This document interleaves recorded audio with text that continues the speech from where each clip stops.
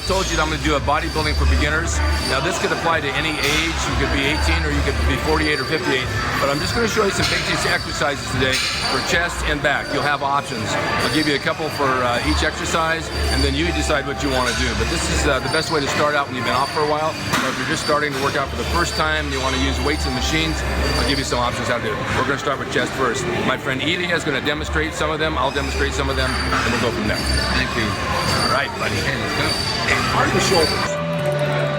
Now, I was told by Ken Waller and Rich Piana was that you don't need to do shoulder pressing. However, they both do it. And I do it. Although it can cause a lot of injuries into the joints when you're going heavy on pressing. I still think that it's the basis for shoulder development. It's just one of those things. It's going to be the groundwork, the foundation of the shoulder.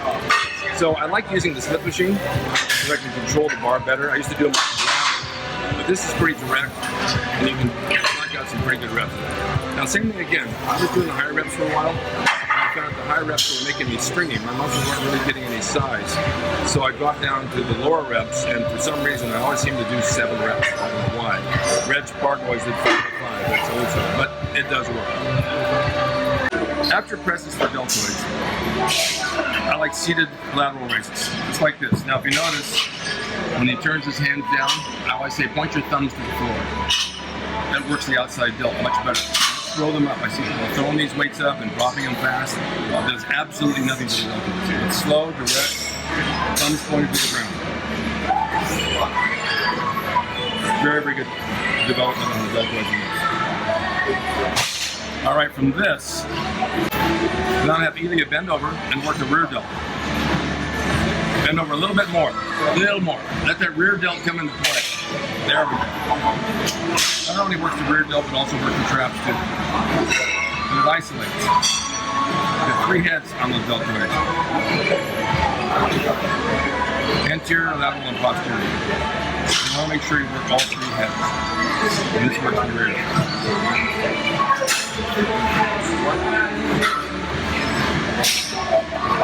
Now we're going to do front delt and trap basically. This exercise I finish off deltoids with. It's working front delt, although you get a lot of work in the front delt from the bench press or anything for the chest. They'll always come into play, but you know what, when you're going to work your delt, you work them all. Just like I said, when you wash your car, you don't wash the top, the back, and not do the fenders. You do the whole body. I figure do the whole body when you're doing it. Every angle for every muscle.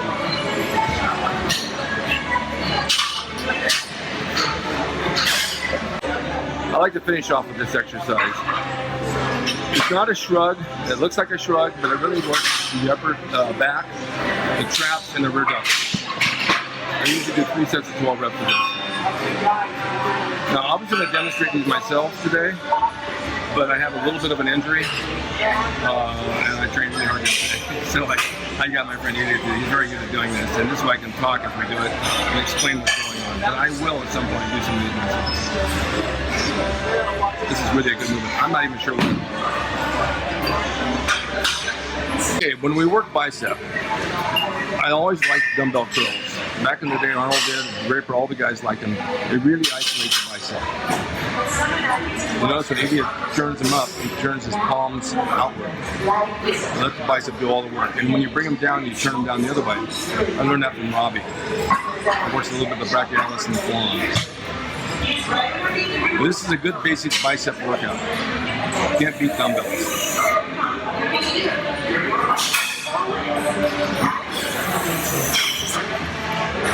Another option for curls is the old standard barbell.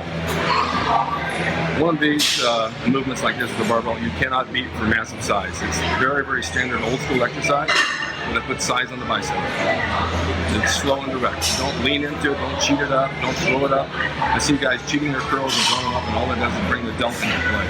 You want to isolate it strictly to the bicep. And this is an option. You can do this with the dumbbells, or you can do it in place of. Whatever you feel works for you.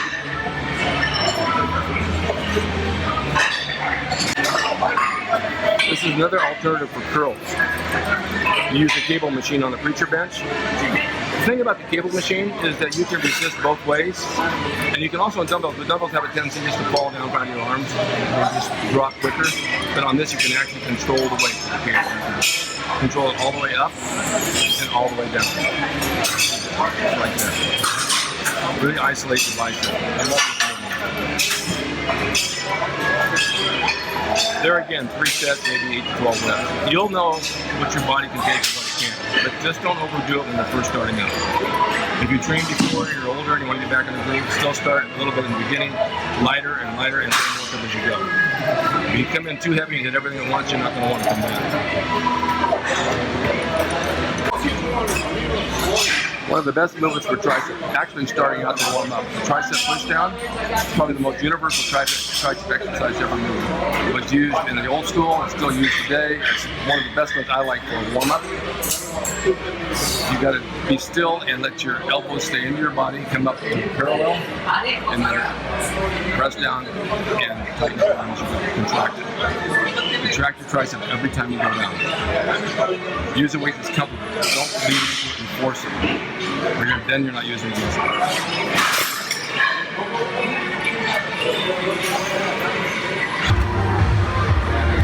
Now the tricep extensions like this, I either use a rope or the bar. It's another angle that's really good for developing the tricep.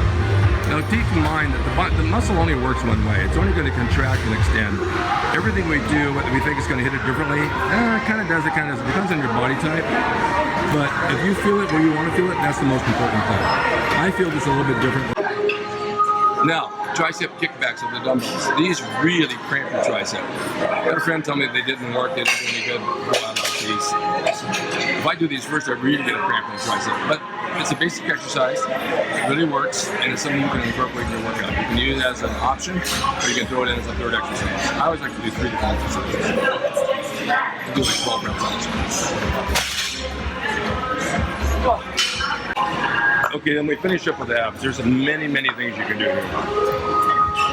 Maybe it's doing a sit-up, which contracts the abs as you go. Now, the thing about abs is it's a muscle. And if you have a tendency to have them get big, they will get big. And if they get big, then they look fat. I have that tendency. My abs grow and they get really thick, so I don't work them that hard. I do 100 reps every day, that's it. And even at that, I can do it. I keep them smaller.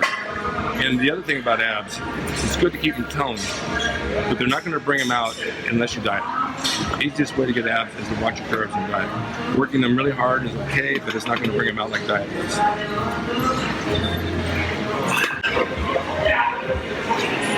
This is a great ab exercise. Knees to the chest, it's a jackknife leg race. It works from top to bottom. I'll do 200 of these at a time. Works the lower abs. Lower abs don't work.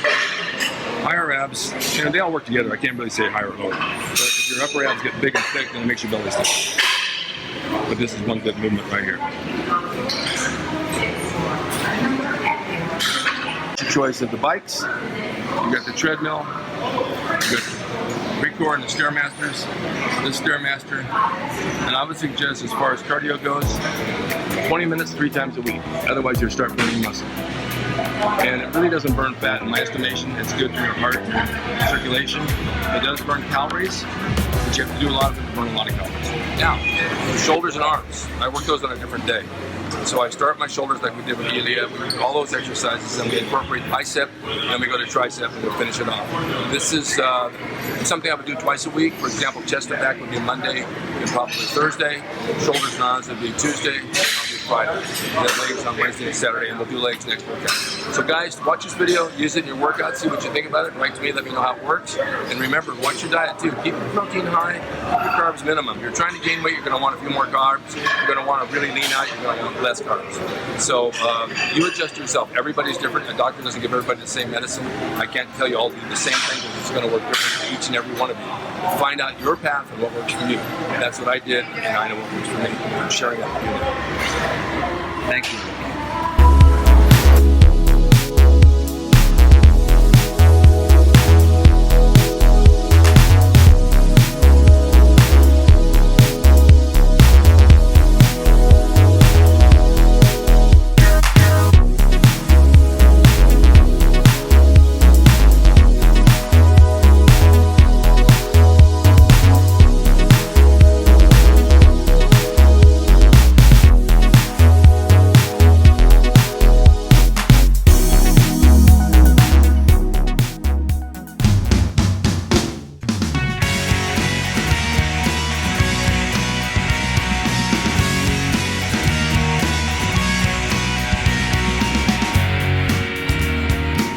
It's RicDrasin.com. He is the equalizer, baby.